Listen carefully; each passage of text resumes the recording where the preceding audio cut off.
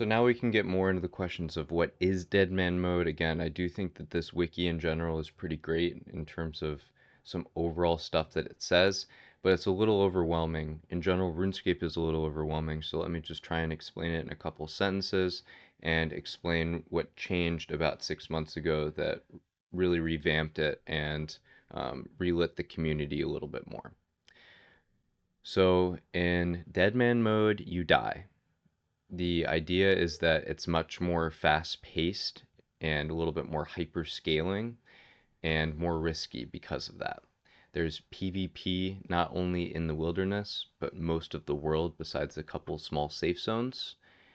And yeah, like I said in the previous video, the big change now is that there are brackets. So if you're a low level, you can only get hit by someone up to that's 75 combat.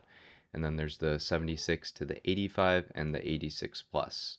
And within that, there's a higher modifier for unique drops to happen. So the higher level players have that incentive to be the higher level player. They're killing stuff faster anyways.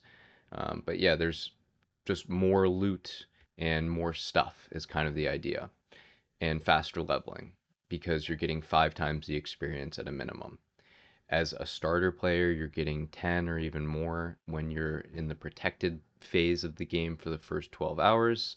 That's something that we can talk about more later. But again, the general idea is just that it's more, it's faster, and it's a lot. And with that, there's some people that really eat good. Okay, that's the first thing that I want to make clear is there are a more favorable rate right now. So in RuneScape, 1 gold is equal to 1.5 gold in dead man mode. So these people that are able to generate 10 million gold, they can swap it back over to the regular game, get 15 million gold for it. I think I did that conversion right. Numbers are hard, but the fact is that numbers get bigger in dead man mode. Now, the big change when it comes to additional scaling that happened is the charms. When you kill something that's over 200 level combat, it can drop a charm. Now they're just a fair amount of them on the Grand Exchange, so you can go ahead and buy them. Between 2 and like 8 million gold, I would say, is pretty fair to say. So let's go to the charm area here. There is what I would say the two main skilling ones as far as the accumulation and stockpiling. So you get 3 times the resources and they go straight to your bank if you have those two charms. So that's not universal, but that's the general way to think of it when it comes to woodcutting, mining.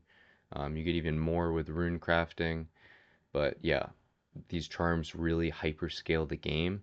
They're worth a couple million gold, but that's kind of what I would say is the new pizzazz is you're risking more and you're gaining more with these charms. So just know that is a main both PvE mechanic on the resource generation side, and then also PvE, PvM, whatever um, term you want to use when it comes to the monster side of this vulnerability charm. You hit things a lot harder and you get hit less damage, and your thrall does more damage. And that is the real key is this thrall here, okay? Because not only can you have a thrall that does more damage, there's also the trinkets. So now trinkets were added as well. So they aren't even explained in this part. They aren't explained in the wiki at all. This is what I'm talking about, guys. There's so much more depth to this that some of these guys just have so figured out, and I'm looking forward to talking more about. But basically, there's a trinket that you can get, another drop that can happen from these high level mobs that will make you constantly be able to have a thrall up. So you have a thrall that's constantly active, it's constantly doing high levels of damage, you're doing more damage. It's all about that hyper scaling. So that's the basics of dead man mode. If you die, you lose part of your bank, your top 10 items, you lose half of their quantity or value or whatever. So, in addition to whatever you have on you, it's more punishing for what you have in your bank.